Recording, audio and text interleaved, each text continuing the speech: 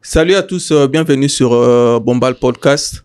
Aujourd'hui, nous sommes là encore avec un frère que vous connaissez déjà, le frère Christian, qui va nous parler d'un thème qu'il a eu à développer dans leur assemblée, l'assemblée chrétienne et tout.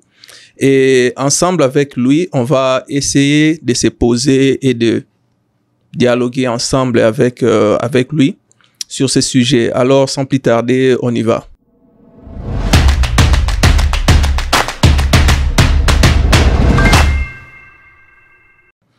Bonjour, frère Christian. Bonjour, papa Alex. Comment vous allez? Ouais, ça va bien par la grâce de Dieu et vous? Je veux bien aussi. C'est la deuxième fois, je crois, dans notre podcast. Comment la santé, comment les activités aussi? Ouais, la santé, ça va. Dieu nous fait grâce. On est là et ça marche. Il y a quelques semaines, dans l'assemblée, vous avez eu à développer ou à faire votre exposé sur un thème. L'esprit des pharaons, c'était les esprits qui reviennent. Et puis 2 points, esprit des pharaons. Yes. Et c'est avec ce sujet-là qu'on va essayer maintenant d'aller en profondeur, poser des questions, parce que à l'église, vous avez exposé et puis votre temps est fini et tout. Mais aujourd'hui, on va faire un récap sur ça. Et si vous pouvez nous dire l'idée, la pensée de Dieu derrière ce sujet. Merci pour l'opportunité que vous m'accordez. Bon, parlons de l'esprit des pharaons, comme je l'avais dit l'autre fois à l'assemblée. L'esprit des pharaons, lorsqu'on parle de l'esprit des pharaons,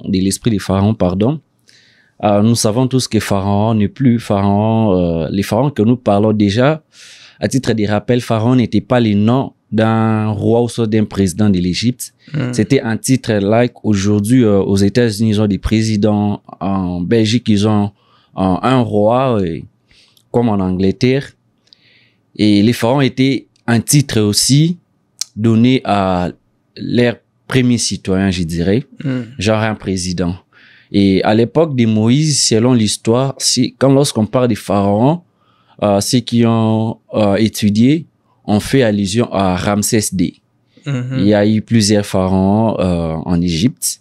Et même les pays certaines nations du Moyen-Orient commençaient à attitrer leurs chefs comme étant des pharaons. Et pharaon, c'était un titre donné à Ramsès II qui était les pharaons à l'époque de Moïse. Et pharaon est mort. On ne parle pas des revenants. Et on ne fait pas non plus l'apologie des esprits des morts, mais on parle d'un système. Right? Vous savez, au Congo, lorsqu'on parle de Mobutu, on fait allusion tout court à un dictateur, à un homme rempli de l'autorité. Donc, ainsi de suite. Vous savez, il y a des familles, dans certaines familles, on surnomme souvent nos parents. On regarde un nom peut-être qu'on a suivi dans un film. Et lorsqu'on regarde les caractères de notre père, on dit que lui, s'il est tendre, on choisit une personne où on a suivi aussi, qui est tendre, on surnomme aussi notre papa. Et c'est comme ça aussi l'idée. Donc les pharaons, c'est un système, un caractère ou la mission que pharaon avait qui se répète. Parce que les hommes aiment dire qu'il n'y a rien de nouveau sur la terre. La roue a été déjà inventée. Tout ce que nous faisons aujourd'hui, ça a été déjà fait ailleurs ou avant notre ère ou avant notre génération. Et c'est dans cet esprit-là que nous parlons aussi de l'esprit des pharaons. Bien que pharaon puisse exister il y a cela beaucoup plus de milliers d'années, mais il y a un esprit répétitif qui fait allusion. Lorsqu'on regarde, on se dit que là, il y a vraiment un pharaon. Et ce qui est bon et merveilleux, c'est qu'au travers des Écritures, au travers de la Bible, on comprend exactement que lorsqu'on regarde, ça, c'est vraiment l'esprit du pharaon, dans ces sens. Et précisément, vous avez cadré l'esprit des pharaons ici aux États-Unis par rapport à notre système ici, par rapport à l'évolution, par rapport à la société américaine et tout. Et est-ce que vous pouvez nous emmener, nous dire précisément dans la parole aussi, avec des précisions, comment s'est comporté cet esprit? si je dois prendre cet esprit des pharaons, les matérialiser sur ce qui se passe aux États-Unis. Aux États-Unis, parce que vous l'avez prêché, vous l'avez cadré par rapport à notre réalité. Parce que vous avez aussi observé et Dieu vous a parlé par rapport à ça, par rapport à nos réalités, par rapport à l'avancement, par rapport au comportement des familles, de personnes et tout. Et sous l'inspiration de Dieu, il vous a parlé que non, ça c'est l'esprit des pharaons qui règne. Comment est-ce que vous expliquez cela? Vous amenez la parole et la société pour nous prouver réellement que c'est cet esprit-là. L'idée est partie d'un jour. J'ai marché et j'ai cogité. J'étais en train de cogiter. Et puis, j'ai commencé à observer la société américaine. J'observais, je pense même que j'ai revenu de l'école et j'avais tant de choses à faire. Il y avait des devoirs et il y avait un test qui était déjà prévu. Et je me disais en même temps que je devrais aller au travail, je me voyais super occupé. Et c'était en ces moments même que je commençais à comprendre que non, il y a quelque chose qui ne va pas. Il y a quelque chose qui cloche. Donc, moi, je commence à réfléchir. Maintenant, mon esprit va directement dans la Bible. Et quand ça va dans la Bible, je tombe sur Pharaon. Je me dis, mais bon, comment Pharaon dirigeait sa nation? Qu'est-ce qui s'est passé vraiment lorsque Pharaon régnait en Égypte? Et je prends mon téléphone, j'ouvre ma Bible et je regarde maintenant l'histoire des pharaons dans Exode 1. Dans Exode 1, la Bible dit, lorsque, après tant d'années, il y a eu un pharaon qui ne connaissait pas Joseph. Rappelez-vous que Joseph est celui qui a accueilli ses frères en Égypte. Il a au préalable été vendu par ses propres frères à un marchand, et puis ces marchands l'ont vendu en Égypte. Et il est venu en Égypte comme un esclave. Et Joseph a vécu pendant beaucoup d'années, pendant beaucoup de temps en Égypte comme étant un esclave. Il a souffert. Et il s'est fait qu'un jour, après avoir interprété les rêves des pharaons, on l'a promu. On l'a élevé au rang des deuxième citoyen après Pharaon. Donc, la seule chose qui les différenciait des pharaons, c'était le trône. Pharaon avait le trône et Joseph n'avait pas le trône. Mais Joseph vit la calamité qui devrait venir en Égypte. C'est lui qui maintenant gérait. Il était le premier gestionnaire de l'Égypte. Il devrait gérer l'Égypte et tous ses citoyens. Bon, il y a même une histoire qui dit que si les pharaons, à l'époque de Moïse, s'est révolté contre les Juifs, les Israélites, c'est parce qu'ils se disent que les pharaons qui avaient promu Joseph n'étaient pas vraiment de l'origine, il n'était pas vraiment 100% égyptien. Il devrait venir d'une famille qui n'était pas de l'Égypte. Voilà pourquoi il avait la facilité de prendre une autre personne, lui donner le poste qu'occupait Joseph. Voilà pourquoi, lorsque ce pharaon est arrivé au trône, lui s'est dit, si on laisse encore cette personne, sinon ces personnes, la population israélite, ils vont encore dominer sur nous, comme cela fut le cas lors de Joseph. Ils ont créé un système pour les occuper. Quand vous lisez la Bible, vous allez voir que Pharaon dit que ces peuples deviennent de plus en plus nombreux, empêchons-les de se reproduire. Alors, pour les empêcher, qu'est-ce qu'ils ont fait? Ils ont établi un système pour les occuper. Ils les occupaient. Ils travaillaient déjà, parce qu'en ce moment-là, déjà, ils étaient devenus des esclaves. Ils travaillaient pour le bien de l'Égypte. Ils étaient considérés comme des sous-peuples, en fait. Maintenant, lorsque Pharaon, malgré la souffrance, malgré qu'ils souffraient déjà, ils se disent, ils sont en train de souffrir, mais ils deviennent de plus en plus nombreux. Parce que même aujourd'hui, la bataille contre les nations, c'est que on considère une nation qui est la nation la plus peuplée, c'est une nation qui, au fur d'années, deviendra plus forte, plus puissante. Parce qu'ils se disent que quand vous avez plusieurs hommes, vous avez aussi la puissance. Même lorsqu'on regarde l'armée, une armée pour considérer une armée puissante, on regarde le nombre des soldats et puis on va voir l'armement qu'occupe cette armée.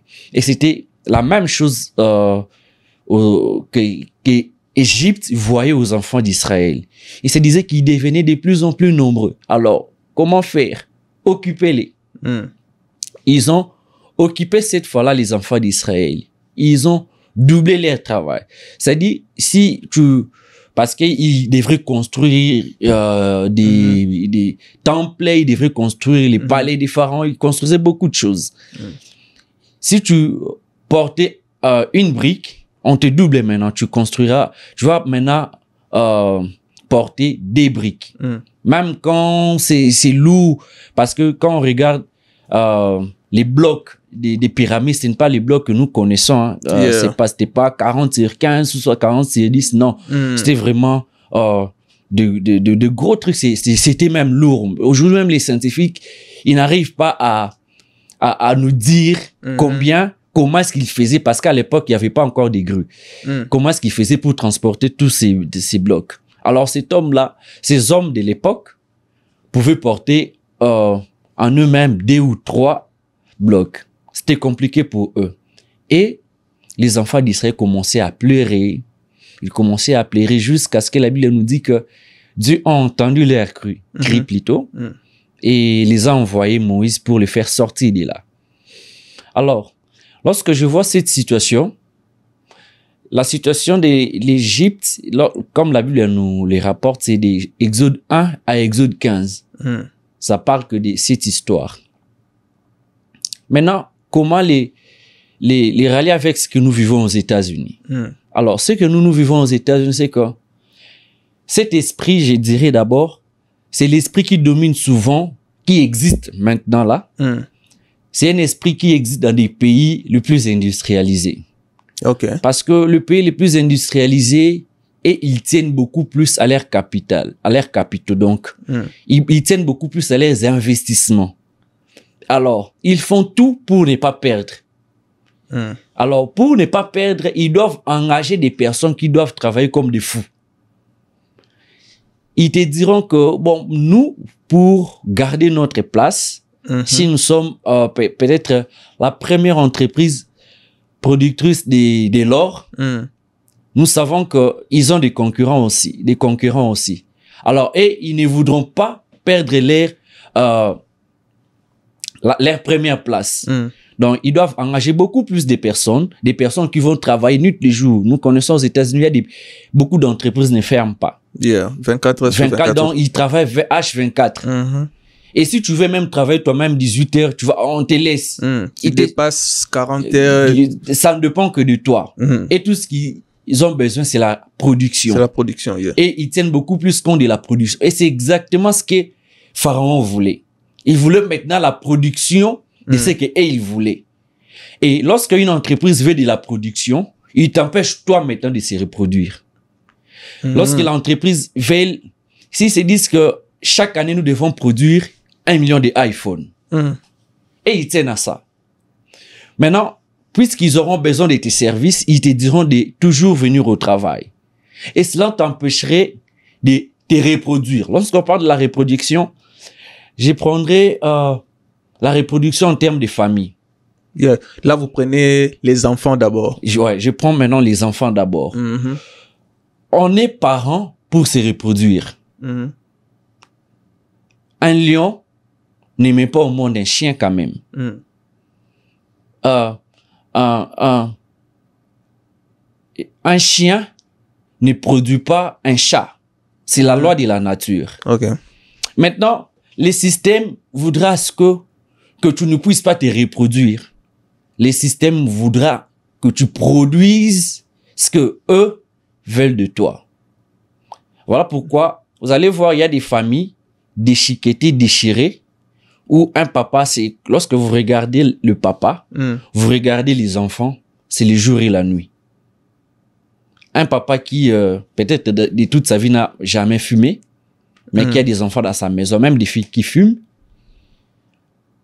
Et notre société actuelle te dit que nous sommes dans un temps moderne, les enfants sont libres de faire ce qu'ils veulent. et l'enfant est libre de choisir même son genre. Et l'enfant est libre de dire s'il est homme ou bien il est femme. Ce n'est pas de votre responsabilité. Or, nous, depuis nos enfances, on nous disait que toi, tu es homme. Lorsqu'on comprend que tu es beaucoup plus accroché avec les filles, on te dit non, non, non. Toi, tu es un lion. Tu ne dois pas t'accrocher avec des chiens. Cherche les lions. Ouais. Même un aigle, un aiglon, je dirais, il peut naître, il est enfant. C'est un aigle. Mais quand il est enfant, il est bébé, c'est un aiglon. On peut les confondre avec les coqs. Parce qu'il va marcher avec eux. Mais au fur et à mesure qu'il grandit, lorsque les ailes poussent, il va se découvrir, dire que non, moi je suis pas les coqs. J'ai les ailes pour voler. Et non seulement voler plus haut. Ouais. Et les systèmes veulent à ce que vous puissiez vous confondre, en fait. Il y a des papas, t'es tellement occupé au travail. On se dit, oui, je gagne, j'ai un travail. Bon ou mauvais, je sais pas, ça dépend de la conviction de tout un chacun de nous. Mais le fait déjà de dire que tu travailles H24, tu sors de chez toi de 6 heures, tu rentres à 18 heures, tu travailles 12 heures par jour. Et quand tu rentres, soit tu trouves des enfants en train de dormir, soit toi-même tu viens déjà fatigué. Tu es déjà fatigué. Tu dois dormir pour sortir encore les matins. Et pendant que toi tu rentres, peut-être ta femme sort. Sort, voilà. Quand ta femme sort, l'éducation des enfants, c'est entre leurs propres mains. Et les enfants, c'est qu'ils veulent. Soit ils doivent accepter qu'ils grandissent bien, soit qu'ils grandissent mal. Là, toi, tu n'es plus responsable, quoi. Tu rends la responsabilité à l'école. Même l'école t'appelle pour dire que t'inquiète, nous, on s'occupe bien des enfants. Mais c'est à l'école qu'on leur apprend la liberté. Ils vont même plus loin. On leur apprend plus la liberté. On leur apprend maintenant la libertinage. C'est-à-dire, toi, ton papa n'a plus vraiment de l'autorité sur toi. Parce que pour certains enfants, c'est que quand ton papa ou ta maman crie sur toi, il te met mal à l'aise. Et quand tu sens que ta liberté est menacée, tu fais quoi? Tu calls 911. Tu appelles la police. La police, pour leur expliquer que moi, je suis pas à l'aise dans cette maison. Ouais. C'est-à-dire, ils ont tout mis un système que tu ne sois pas, toi papa, que tu ne sois pas à la maison, qu'eux-mêmes puissent s'occuper de l'éducation de tes enfants et qui commencent maintenant à dicter l'esprit de tes enfants. Voyez. Et c'était ça même. Pharaon voulait pas que les enfants d'Israël puissent se reproduire. Et le système des pays industrialisés, ça nous empêche même de nous reproduire. Ça nous empêche de passer du temps avec nos enfants. Ça nous empêche, ça empêche au couple. Il y a des familles, des couples qui ne font ils font bien sûr des enfants. Mais ils ne sont pas responsables de leurs enfants. La reproduction physique d'abord, et puis la reproduction en termes de l'éducation que vous inculquez dans vos enfants. Exactement. Ok. Et il y a encore la réplication. C'est que vous avez, vous n'arrivez pas à répliquer. Voilà. Donc, vous n'arrivez pas à léguer vos valeurs à vos enfants. Ok. Vous voyez? Nous sommes dans une société, qu'on se le dise, dont les mœurs sont dépravées à tous les niveaux. Les mœurs sont détruites. Donc, moi, je n'arrive pas à comprendre. Il suffit d'être dans le milieu américain. Tu vas comprendre que le sexe n'est rien du tout, en fait. Le sexe, ça se passe partout. Dans des parkings, en cours de route, au travail, à l'école, partout. Dans nos maisons, partout. Et ça n'a pas l'âge. On n'attend pas. Il y a certains enfants qui n'attendent que 18 ans. Pourquoi? Parce qu'ils se disent que papa est déjà partant, maman partante, et l'enfant reçoit beaucoup plus ce que ses amis lui disent. Que non, voilà, moi j'ai déjà découvert, je l'ai découvert, c'est bon, tu peux faire, tu vois. Ouais. Donc tout ça là, les enfants apprennent de la rue. C'est ce qu'on appelle l'éducation diffuse, en fait. Déjà, vous avez les 40%, la chance des 40% pour éduquer vos enfants. Mais puisque vous êtes tout le temps partis, vous n'éduquez pas même au maximum vos enfants. Ouais. Donc vous les faites peut-être à 20%. Donc, le 80%, l'école prend peut-être 30 ou 40 et la rue en donne aussi 40. Donc, vous êtes déjà perdant. Voilà pourquoi il y a des parents qui sont surpris des genres de leurs enfants. Un enfant qui était sorti un jour homme, il rentre les après-midi pour te dire que papa, moi, je sens que je suis beaucoup plus attiré par les hommes. Mais quand tu regardes, ce n'est pas une fille qui te parle, c'est un homme. Pourquoi? Parce que tu es à tout moment occupé. Plus tu es occupé, plus le système s'infiltre et plus le système prend de l'autorité sur ta propre famille. Il y a beaucoup de parents ici, leurs filles atteignent la puberté, mais ils n'ont jamais pris un moment parler à leur fille au sérieux, de leur état. Que non, voilà, tu as la puberté, tu vas sentir ceci. Même les mamans qui devraient s'occuper de l'état de leur fille. Parce que nous connaissons en Afrique. Moi, un jour, j'étais encore jeune. Mon père m'appela, je pense, j'étais en troisième des humanités. Mon papa, nous sommes les Bangala, nous sommes les Konda. Mon père me dira ce jour-là, avec mon grand frère, vous avez grandi. Chez nous, quand on grandissait, voilà, on prenait ceci, on prenait cela pour vous regarder en homme. Ouais. Mais ici, c'est difficile. Pourquoi? Parce que on pense que quelqu'un d'autre le fera à notre place. Or, la responsabilité d'être papa, c'est que toi-même, tu dois éduquer tes enfants. Moi, Christian, je n'éduquerai pas les enfants d'Alexis comme Alexis voudrait que ses enfants puissent être éduqués. Alors, puisque je ne voudrais pas moi-même, je dois les faire. Mais il y a des enfants qui passent leur puberté sans pour autant qu'on les dise vraiment. La fille est censée se découvrir elle-même. Elle va se découvrir, elle va découvrir les côtés féminins de la femme. Elle va découvrir se menstruer sans que personne puisse la parler, que tu vas découvrir ceci, quand ça viendra, tu dois te comporter ainsi. Peut-être c'est une grande sœur qui va la dire, soit une amie qui a découvert ça avant, qui va dire, eh non, c'est comme ça, ouais. Parce qu'on est tout le temps parti, on est tout le temps occupé. On pense que c'est en travaillant qu'on sera riche, ce qui n'est même pas vrai. Jamais je vu une personne être la main d'œuvre d'une autre personne devenir riche. Jamais. Et si on peut rentrer d'abord, pour nous Africains, si on peut rentrer d'abord en Afrique, est-ce que ces mêmes esprits ne règnent-ils pas chez nous? Parce que lorsque vous dites que les filles ne sont pas enseignées par leur mère et fils, vous avez eu la chance, vous avez parlé à votre père et tout. Mais ce que vous dites ici, ça se retrouve aussi au pays.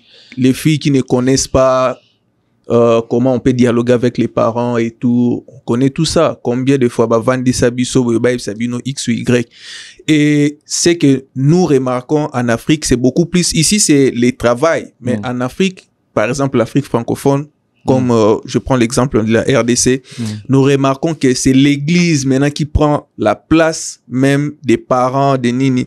Et il y a des réunions où à la maison, ça devait être juste conversation, mais un pasteur prend le temps et puis voilà, les pasteurs maintenant, on vient lui déposer des offrandes et puis les pasteurs même s'enrichissent maintenant par rapport à des conseils qui devaient se retrouver maintenant au niveau de la famille, vous voyez.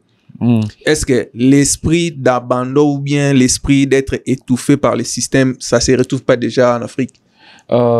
Dès l'entrée des jeux, j'avais dit que l'esprit des pharaons domine beaucoup plus dans les pays les plus industrialisés.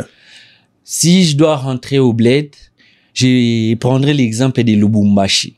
Quand vous allez à Kolwezi, c'est le côté de notre pays qui est beaucoup plus industrialisé. Et c'est le même système. Là-bas, les gens aussi travaillent, ils ont du overtime à tout moment. Quand vous allez peut-être là où on fait l'extraction du pétrole, vous allez voir, il y a des hommes. Vous entrez sous l'océan pendant 2 semaines. Parce que là-bas, le travail, c'est comme ça. Vous entrez peut-être après 1 semaine, vous sortez pour reposer peut-être 3 jours, 4 jours après, quand vous allez encore rentrer pour travailler. Et à Kolwezi, c'est les mêmes systèmes. Alors, si nous revenons à Kin, l'esprit pourrait être là aussi. Mais ça ne domine pas. Pourquoi? Parce qu'au Congo, nous savons que nous, au Congo, on a été enseignés par les mamans du voisin. Parce que là, les gens ne sont pas tellement occupés. Nous avons nos mamans maraîchères qui vendent des pains devant leur parcelle. Quand il enseigne, il dit à son enfant, toi, je ne veux pas que tu fasses ceci.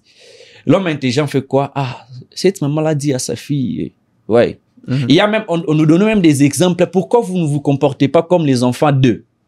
Mais ici, c'est pas le cas. Pourquoi? Parce que je ne pense même pas que tu connais ton voisin qui est... Mais mon voisin, non. Non, tu ne connais pas. Même celui qui est de l'autre côté. Non, voyez. Puisque tu ne connais pas, tu n'as même pas l'état de dire que vous comportez-vous comme les enfants de notre voisin. Vous voyez. Parce que même les voisins s'est occupé. Vous ne voyez même pas.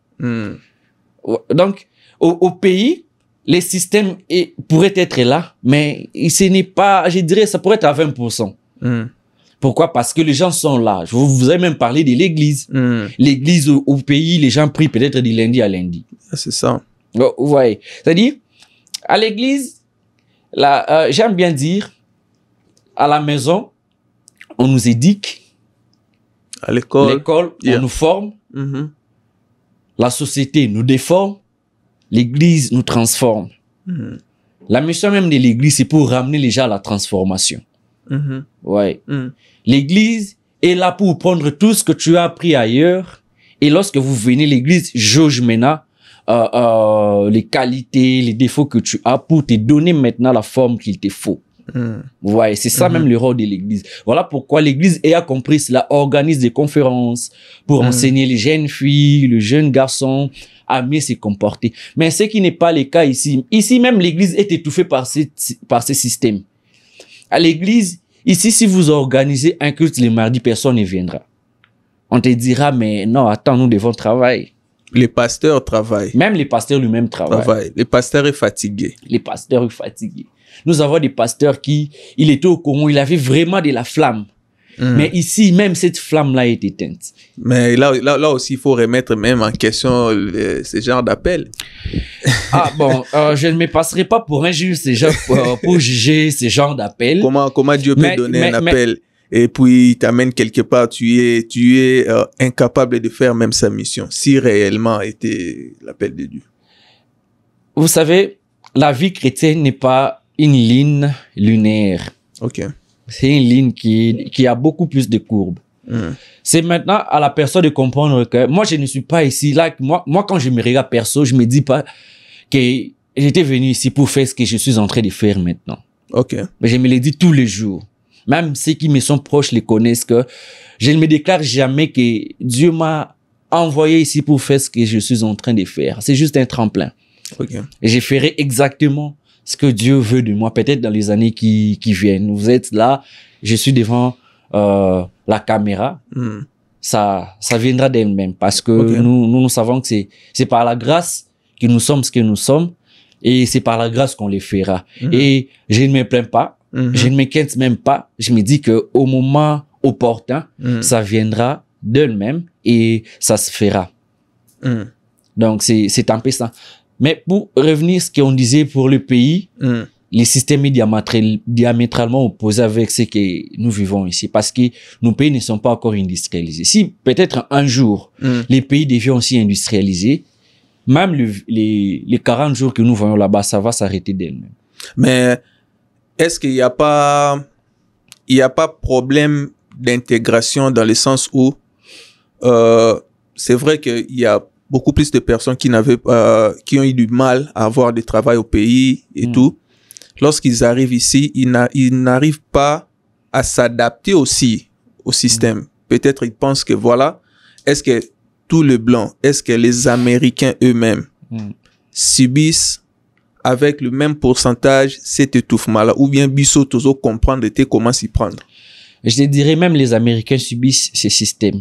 J'ai beaucoup, d'ailleurs. Mais tout le monde certains enfants bien éduqués dans le même système, comment, ou bien il y a quelque chose que nous non comprenons. Parce que le problème aussi avec nous, c'est que nous, quand on ramène notre mentalité, notre manière de penser et tout, nous pensons que nous sommes toujours, prenons l'exemple du Congo.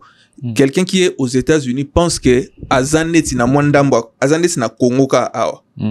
azo kanisa ke nga na kutana mutu abi église ya 2 heures ya kokate église faut à 5 heures yango 5 heures du temps de ayoka bien donc ba 2 heures to salara à kokate alors que le système est appelé que voilà, tu dois prier ici, tu rentres à la maison, tu dois prier et tout, tu dois te prendre en charge aussi. Il y a d'autres personnes qui n'arrivent pas à s'adapter aussi au système. Est-ce que voilà. Bon, pour l'exemple que vous venez de donner tout à l'heure, pour celui-là, je pense que c'est juste un problème d'enseignement. Il n'est pas bien enseigné. Le problème n'est pas le nombre d'heures que tu passes à l'église. Le problème, c'est la qualité des moments que tu passes à l'église. Je peux passer 30 minutes de qualité, puisque c'est lui qui passe 3 heures de temps, la quantité dans la présence de Dieu. Et lorsqu'on sort, vous allez remarquer une chose.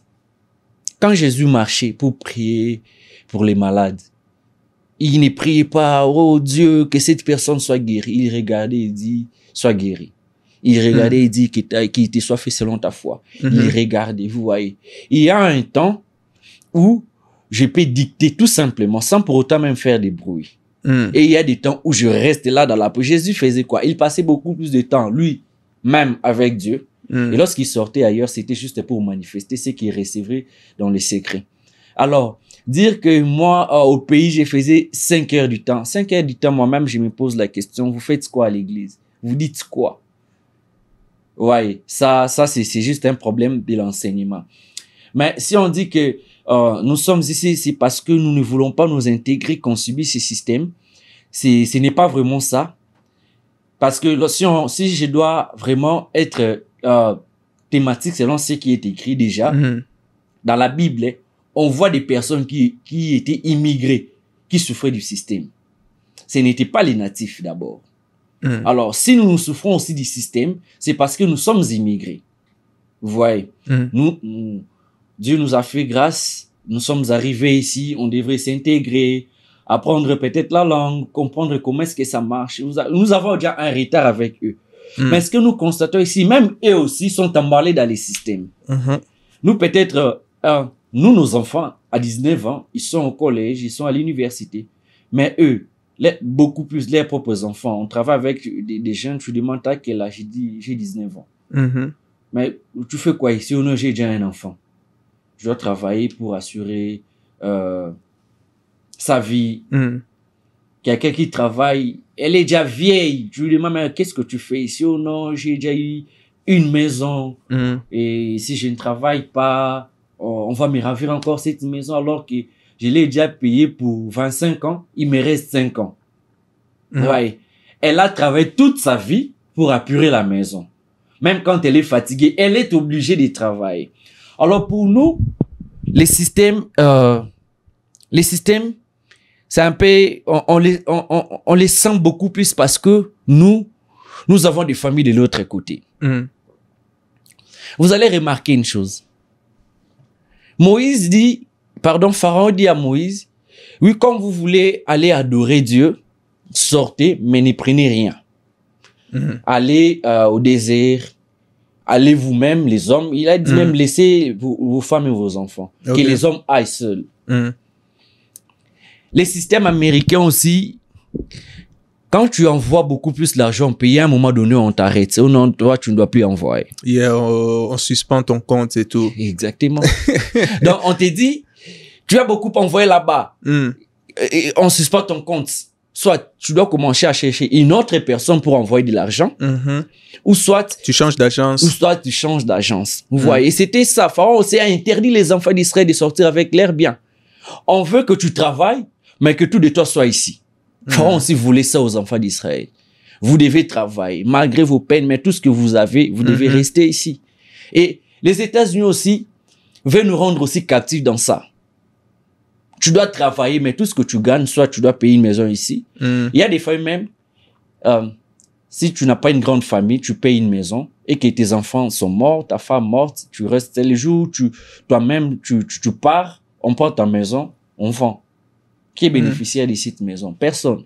Je ne dis pas que vous n'achetez pas des maisons ici. Non, c'est pas ça. C'est pas ça. Mais je donne juste un exemple. Parce qu'on veut que tout ce que vous allez faire, en fait, l'esprit des pharaons donne un pouvoir totalitaire chez des gens qui dominent.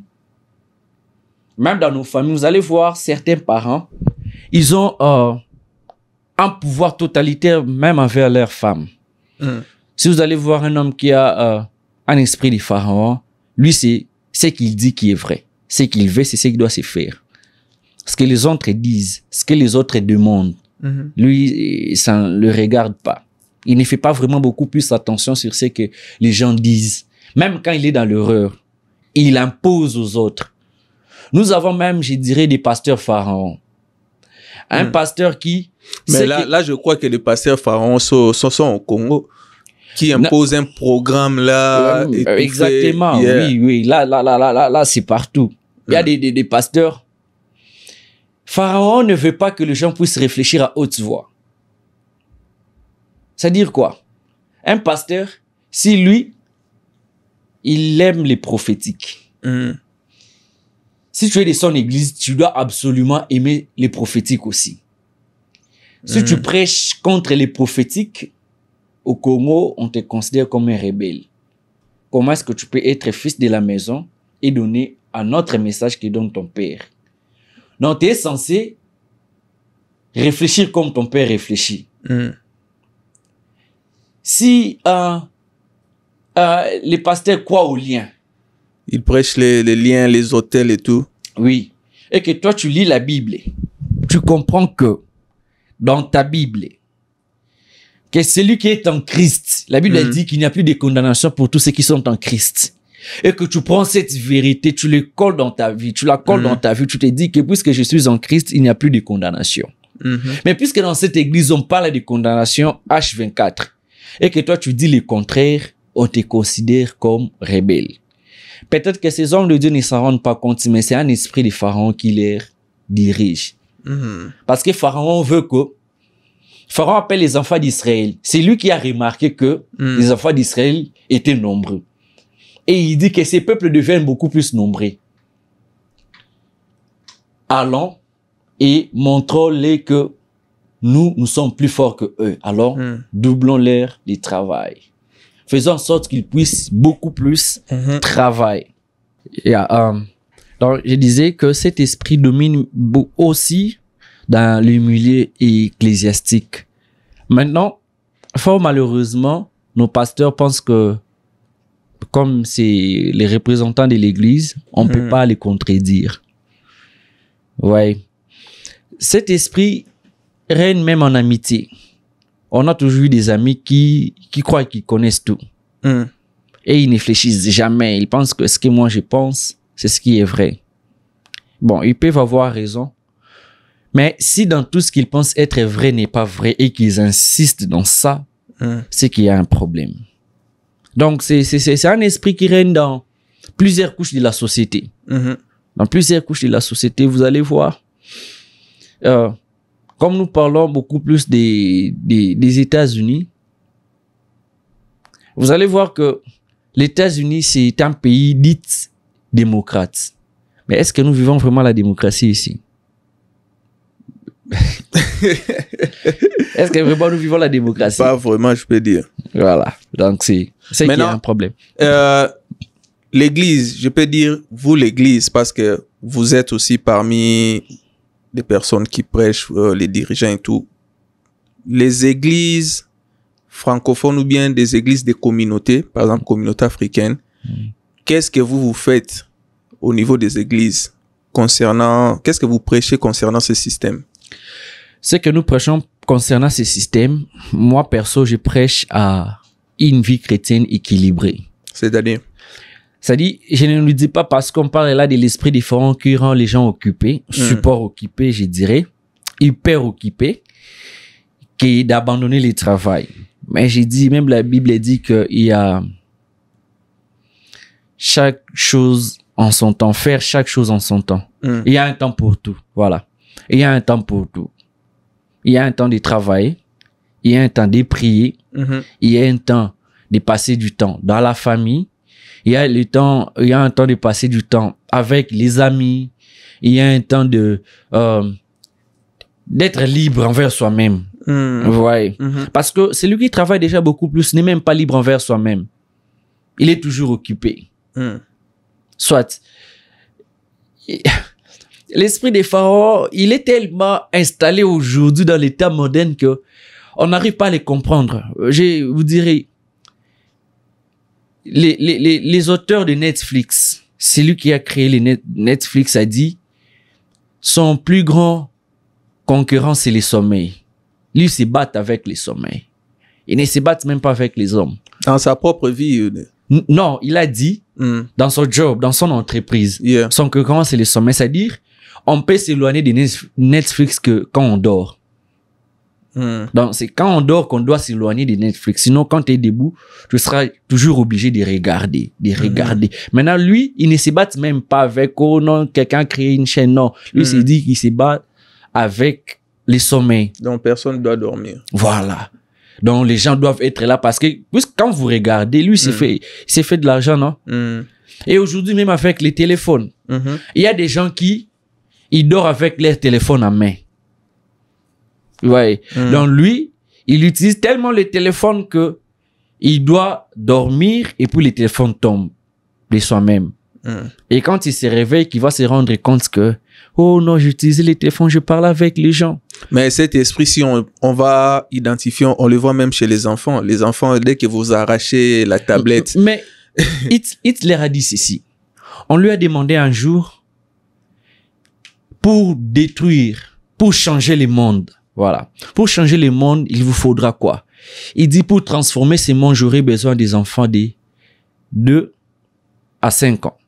Vous savez pourquoi? Pourquoi? Parce que un enfant, lorsqu'on apprend que... Vous savez, nos enfants d'aujourd'hui, pourquoi ils ne voient pas l'histoire de papa, maman, un problème? Parce que dès l'enfance, ils regardent à la télé. Même les dessins animés, c'est inclus maintenant. Ils sont programmés. Voilà. Dans les dessins animés, ils voient déjà une fille qui courtise une autre fille. Déjà, il grandit avec cela. Il va grandir avec cela dans sa tête. Donc, du coup, quand tu lui dis que chez nous, l'histoire des papa, maman, ça passe pas, il te dira que, oh, moi, je l'ai suivi même dans des films, mais c'est pas un problème. On doit être quand même tolérant. Mais chez nous, on sait que c'est à la limite. On doit parler de la tolérance, mais c'est mauvais. Donc, quand j'ai dit à mon enfant, à ma fille, j'ai dit que, hey, regarde, cette histoire, quand quelqu'un vient te le dire, il faut être radical. Dire que non, c'est pas bon. Chez nous, ça ne passe pas. Si j'ai une fille, je me dis que toi, tu resteras, tu es né fille, tu grandiras fille, tu vas mourir fille. Aucun jour, tu diras que moi, je suis un homme. Non, ça ne passe pas comme ça. Mais puisque si tu ne le dis pas à ta fille et que lui ou elle, il suit à la télé toujours, il voit un homme qui courtise un autre homme, il grandit avec ça. Pour lui, il ne verra pas cette histoire comme un problème. Il dira que c'est tout à fait normal. Alors, Hitler disait que si vous me donnez ces enfants, après 18 ans, je vais changer le monde. Parce qu'il se disait qu'il va former des Hitler. Il pourra avoir une nation qui n'a que des Hitler. Parce que même à l'époque de Hitler, il y avait des gens qui s'opposaient à son système. Alors, pour que les gens ne s'opposent pas, il doit déjà commencer à fabriquer ces systèmes dès que les enfants sont encore petits. Et alors, aujourd'hui, ces systèmes, puisqu'on l'a tellement rendu viral que aujourd'hui le téléphone est à portée de tout le monde. Un enfant de 2 ans connaît déjà manipuler les téléphones. Un enfant de 5 ans maîtrise bien les téléphones que toi. Il connaît même les options que toi, tu ne maîtrises pas. Toi, tu te limites peut-être par WhatsApp, Facebook, Instagram. Mais l'enfant a déjà des options comment faire dans iPhone pour monter une vidéo. Vous voyez? C'est-à-dire, le système est déjà là. Donc, il va grandir avec... Tu vas voir que un enfant de 8 ans, mais il est super occupé. Quand vous l'arrachez la tablette, il pleure. Ils ont même les problèmes d'yeux déjà à partir de 6 ans. Vous voyez? Ce système détruit même les yeux des enfants. Vous allez voir, à 13 ans, il connaît déjà la pornographie. Pas parce qu'il a appris à l'école. Non. Parce que un jour, il a vu peut-être une petite vidéo. Vous voyez des vidéos, quand vous défilez sur les vidéos, une vidéo à moitié nue. Et tout. Quand entre, il s'est dit, oh, mais il devient un peu curieux. Vous savez, les enfants sont beaucoup plus curieux. Accéder dedans. Il clique. Ça le ramène à un site pornographique. Il tombe, il devient addict. À 14 ans, il connaît tout de ce que vous, les parents. Peut-être il vous dépasse déjà en théorie. Et dès qu'il a l'occasion, tout ce qui était dans sa tête, il les met en pratique facilement. Vous voyez, c'est-à-dire, on est tellement occupé que moi, la chose qui m'énerve, c'est de dormir avec le téléphone en main. J'ai dû lutter avec cela même si je dors un jour avec mon téléphone, quand je me réveille, je suis nerveux. Je deviens nerveux. Parce que je me dis, c'est anormal pour moi de dormir avec un téléphone à la main. Mais je dois être responsable de mon téléphone et non le téléphone me gérer. Alors, le système voudra à ce que le téléphone puisse te gérer. Vous voyez, je le sais. Moi, quand je dors, je tourne off mon téléphone. Et je l'ouvre qu'après 12 heures. Au moins que je sois à l'école, je me dis à l'école, peut-être je vais ouvrir parce que je peux accéder sur Internet et consorts. Mais quand je suis à la maison, même quand des fois je sursaute de mon sommeil, je n'ouvre pas mon téléphone pour regarder, il a mis quoi, même les réseaux sociaux. Je commence à utiliser mes réseaux sociaux des 12 heures ou plus tard 23 heures. Déjà, quand il fait minuit, je n'entre plus.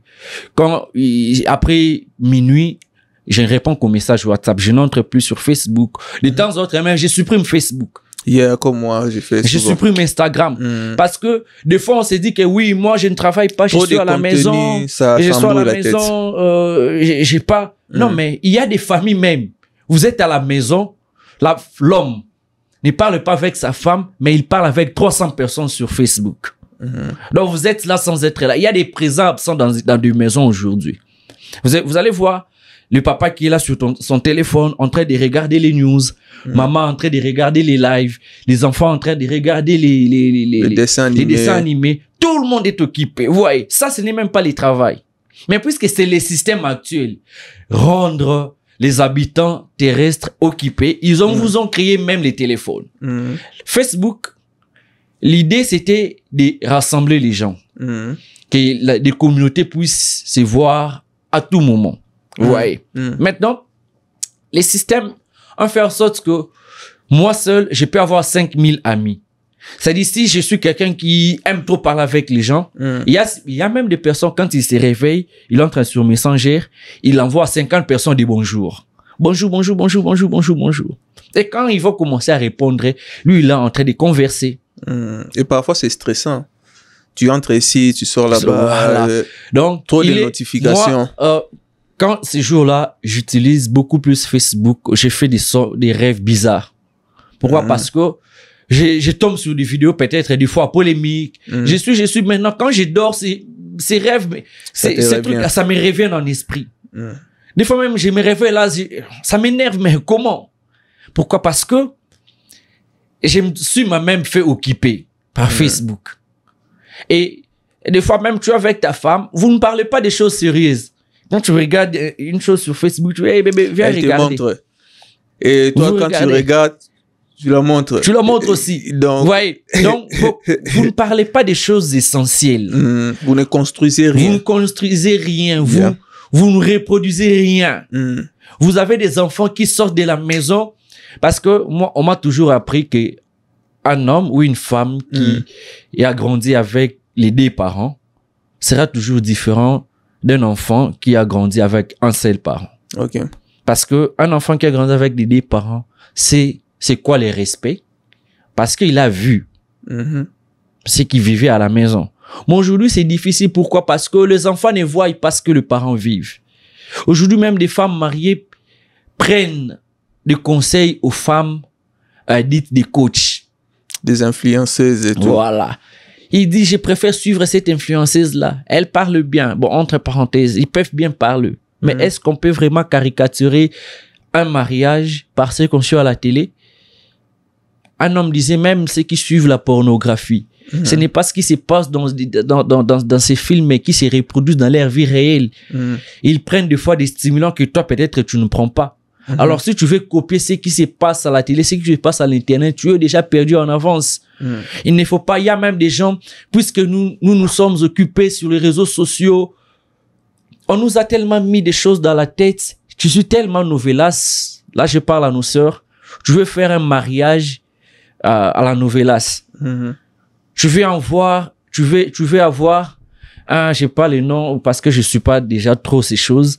Et c'est pas les noms, c'est encore quoi?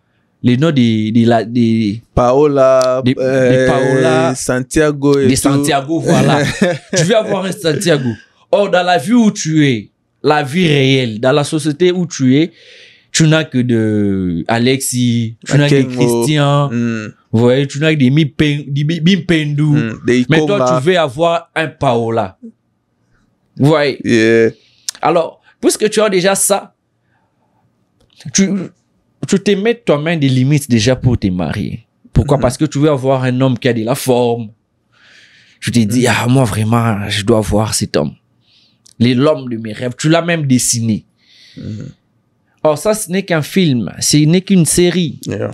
Ça va passer tout ça là parce qu'on nous a occupé. Le système est tellement... Les problèmes avec un esprit, c'est tellement bien calculé.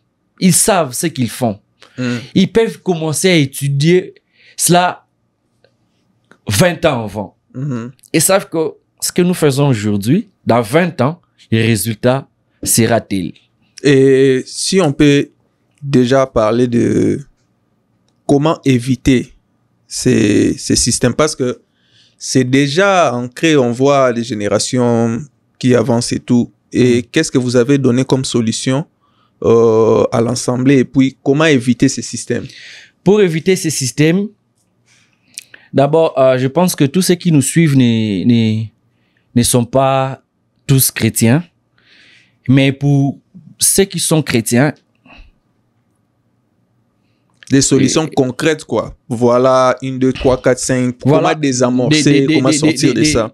Pour sortir de cette situation, de cet esprit qui nous gangrène déjà, qui est déjà là, qui a pris même de la place, de l'assaut sur nos vies, sur nos familles, c'est qu'on doit avoir... Un homme doit toujours être équilibré. Je dois travailler, comme je le disais tout à l'heure. Je dois prendre soin de ma famille. Comprendre que si je suis marié, je ne suis pas marié pour faire que des enfants, pour apporter aussi de l'amour à ma femme. Je suis marié pour élever mes enfants, reproduire ma propre race. Dire à mes enfants que moi j'ai grandi comme ça, vous devez aussi grandir de telle manière. Apprendre à mes enfants nos valeurs. Vous savez, l'histoire en Afrique nous rappelle que si nous connaissions plutôt le peu de l'histoire que nous connaissons de l'Afrique, c'est parce qu'il y a eu, on appelle ça l'histoire, ça faisait de l'aura, des bouches à l'oreille. Il y avait des labres à palabres. Vous savez, il y avait des nuits où il y a un chef de village, un ancien, on allumait le feu. Autour de ces feux-là, ça racontait de l'histoire. Que dans notre village, on a eu un chef, pour arriver ici, il a dû combattre nos voisins, on était ennemis avec eux. C'est comme ça même qu'on a appris l'histoire, like les royaumes Congo, l'empire Cuba. Vous voyez, c'était des bouches à l'oreille parce que nos aïeux n'avaient pas beaucoup plus écrit. Ouais. Alors, dans nos familles aussi, malgré que nous sommes ici, on doit parler à nos enfants de nos origines. On doit parler à nos enfants nos valeurs. On doit leur dire que nous avons grandi comme ça. On a vécu comme ça. Leur dire de nos vécus. Parce que à l'enfant, si vous ne les dites pas vos vécus, ils vont apprendre cela ailleurs. Là, c'est dans le dialogue. Voilà. Donc, il faut qu'il y ait l'équilibre, le dialogue. À un moment donné, que tout le monde mette son téléphone de côté. Parlons de nous. Parlons de nous, mettons ce côté. Je suivais quel coach, un tel coach, ça va, c'est bon, mettez-les de côté, parlons de nous. Vous connaissez votre grand-père, c'est lui qui a fait ceci, il a fait ceci, il a fait cela. Vous avez même des photos, des souvenirs. J'ai vu un livre là, on donne souvent, je sais pas, à l'église catholique ou bien là où il y a l'encadrement des femmes enceintes et tout. Il y a un livre qu'on donne souvent pour comment bâtir une famille équilibrée. Comment avoir des coutumes dans votre maison avec des enfants. Il y a des journées où vous pouvez suivre un film ensemble, des journées où vous devez jouer avec vos enfants et tout. Exactement. Mais là où j'ai trouvé les livres en question, j'ai demandé est-ce que vous pratiquez cela? Tu me dis, mais non, on n'a même pas le temps de lire les livres et tout. Mais j'ai dit, il y a des bons conseils ici, comment bâtir une famille et tout, mais ici aux États-Unis. Mais... Exactement. Et parfois aussi, les femmes, les familles, lorsqu'ils parlent dans de rendez-vous et tout, chez les médecins, parfois ils ont des documents, des conseils, mais pas moyen de les pratiquer et tout. Exactement. Parce que même nous voyons, les enfants d'Israël, pour sortir de cette situation, ils ont fait appel à Dieu. Et ça dépend de celui en qui on a cru, en fait. Si tu crois à Allah, tu peux faire appel à Allah. Si tu crois à Bouddha, tu peux faire appel à Bouddha. Mais si tu crois aussi en Jésus-Christ, fais appel à Jésus-Christ parce que c'est lui qui peut vous aider à bâtir un foyer équilibré. Savoir que c'est le temps, passer du temps ensemble avec la famille. Fixez-vous des heures. Moi, je me rappelle à l'époque, j'étais chez ma tante. C'était chaque 19h où on priait. Okay. Chaque 19h, on était là, quoi que tu fasses, tu dois, même si tu mangeais, tu dois arrêter de manger, tu viens, vous priez ensemble. Vous priez, quand vous finissez, chacun peut vaquer à ses occupations. Prenez du temps avec la famille, prends ta femme, faites un tour, voyager, allez aussi explorer le monde. Si vous avez des enfants qui ont grandi, prenez du temps pour vous-même. Ne dites pas que non, nous seulement les travail. Soyez équilibrés. Overtime. Et surtout ça. Surtout ça. Parce que même overtime, c'est bien, ça procure de l'argent. Mais quand vous remarquez, si vraiment vous menez vraiment des études approfondies sur cette chose de overtime, ça, on vous fait que vous prendre beaucoup de taxes. Ça ne vous rappelle pas beaucoup plus. Si tu fais 40 heures, on te paye 700. Si tu fais overtime, on te paye 900. Mais dans overtime, là, en réalité, tu as gagné $400. Donc, on te divise non par 2. On t'ajoute 200. Vous voyez, c'est eux qui gagnent le plus. Mais toi, on te donne les miettes. Et vous allez remarquer, après, vous aurez des problèmes de la maladie. Et il y a des femmes qui deviennent frigides. Il y a des hommes qui deviennent impuissants. Passez-moi les mots. Vous voyez, c'est un peu compliqué. Mais lorsque vous dites que moi, pour vaincre cet esprit, je dois passer du temps avec ma femme. Mais je sais que le travail aura besoin de moi. Mais j'ai aussi une famille. J'ai aussi des enfants à élever. J'ai aussi des enfants à dire des valeurs. Mais il faut aussi équilibrer ses propres charges. Il y a les charges aussi, on veut avoir plus. On veut se mettre des crédits qui nous demandent d'aller tout le temps travailler pour payer ces charges-là. Mais ça se résume à l'équilibre, non? Quand je parle de l'équilibre, c'est dire comprendre parce que... Savoir là où c'est limité aussi. Il y a toujours une différence entre nos désirs et nos besoins. Malheureusement, nous, les immigrés, nous aimons beaucoup plus satisfaire à nos désirs. On ne sait même pas faire de la différence entre les besoins et les désirs. Vite fait, un besoin, c'est quelque chose, si je ne le fais pas, soit je tombe malade ou je meurs. Un désir, c'est quelque chose, quand je ne le fais pas, je ne vais pas tomber malade, mais ça peut me manquer. Donc, un besoin, c'est quand j'ai faim, j'ai besoin d'avoir un repas lourd. Chez nous, on prend le foufou. Je prends un foufou, j'ai vraiment faim. C'est un besoin. Si je ne mange pas, j'aurai mal. Vous voyez, quelqu'un qui souffre de l'estomac, il doit absolument manger. Quelqu'un qui souffre de l'estomac, son besoin, c'est de manger à tout moment. Il ne doit pas être vide. Il ne doit pas avoir un ventre creux. Il doit avoir quelque chose dans son ventre. Un désir, c'est lorsque je mange, j'ai envie de prendre un sucré. Mais les besoins, quand je mange, je dois prendre de l'eau. Si je prends pas de l'eau, j'aurai toujours soif. Mais si je prends un sucré, j'aurai toujours soif de l'eau. C'est-à-dire, même quand je prends le sucré, un désir, j'aurai besoin quelque part de l'eau. Vous voyez? Maintenant, nous, on préfère beaucoup plus prendre des sucrés. Et c'est après, quand on se sent déshydraté, qu'on comprend en ce moment-là que j'avais vraiment besoin de l'eau. Vous voyez? Mais les désirs étaient que je prenne un sucré, qu'on voit que j'ai mis un verre sur ma table, mes pieds sur la table, je prends des jus, on me prend une photo. Et c'est après qu'on comprend que ça fait des jours j'ai pas pris de l'eau, je me sens maintenant déshydraté. Or, si tu fais même une année, tu ne prends pas des sucrés, tu ne seras jamais déshydraté. Voilà, c'est ça maintenant le plus grand problème.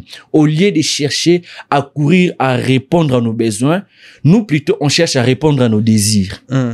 Tu vas beaucoup plus au travail parce que tu veux rouler carrosse à 45 000. Mais non, il y a un problème. Or, les 45 000 que tu veux prendre des carrosses, c'est pour aller seulement au travail et les dimanches aller à l'église. Or, je peux prendre une voiture de 10 000, je ferai les mêmes courses avec toi. J'irai aussi au travail, j'irai aussi à l'église sans pour autant me plaindre. Toi, avec 45 000, les jours, ces véhicules tombent en panne, je dépense 5 000 pour une pièce. Moi, avec mes 10 000, les jours où ces véhicules tombent en panne, je dépense $100, des $100. Vous voyez? Donc, toi, tu t'es fait des problèmes toi-même parce que tu dois te faire genre.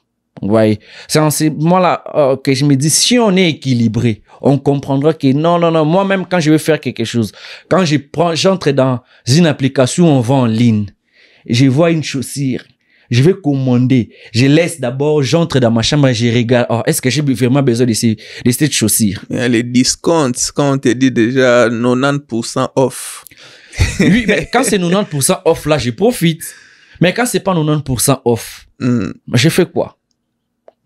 Ouais. Faut budgétiser tout. Voilà. Lorsqu'on budgétise, on comprendra que moi, avant de quitter Congo, on m'a appris l'éducation financière et ça m'aide beaucoup. Tel que je suis là, je connais mes semaines où je travaille pour payer mes factures et je connais les semaines où je travaille pour ne rien payer. Je sais que le mois, je travaille telle semaine pour les factures, telle semaine pour répondre à des petits besoins et l'autre semaine, c'est pour mes épargnes. Et je ne me bats pas dans ça. Je n'ai jamais fait mes calculs par les overtime. Je fais mes calculs aux 40 heures qu'on me paye. Les jours où il n'y a pas de overtime, je ne souffre pas, je ne me démène pas pour aller seulement au travail. Mais quand déjà tes calculs sont au-delà des overtime, les jours où il n'y a pas des overtime, tu cherches un deuxième job. Tu cherches à aller même commander les overtime. Oh non, moi, je dois venir travailler. Pourquoi? Oh non, j'ai overtime. Et j'ai des dépenses à faire. Mais quand on veut faire les calculs de tout ce que tu as comme dépenses, on va comprendre que c'est 60% des désirs et 40% des besoins. Donc voilà. Je pense qu'on a eu plus de temps que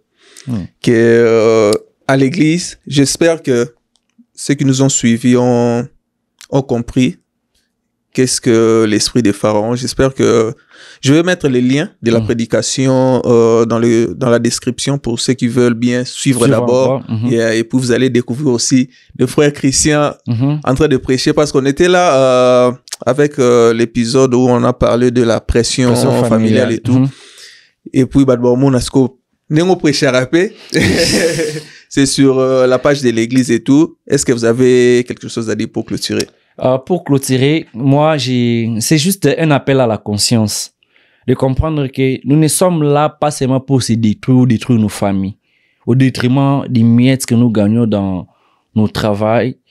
Mais nous sommes appelés à vivre une vie de famille comme il faut, à éviter d'être surchargés. Des fois même, nous-mêmes, nous surchargeons. On doit comprendre là, je dépasse les limites, je dois reculer, faire ce qui me met à l'aise, être confortable dans ce que l'on fait. Donc, je pense que c'est ce que je pourrais dire. Ok, merci beaucoup. Merci à vous aussi. Si vous avez aimé l'épisode, laissez-nous un message, commentaire, et puis on se voit à la prochaine. Merci. Bye. Bye.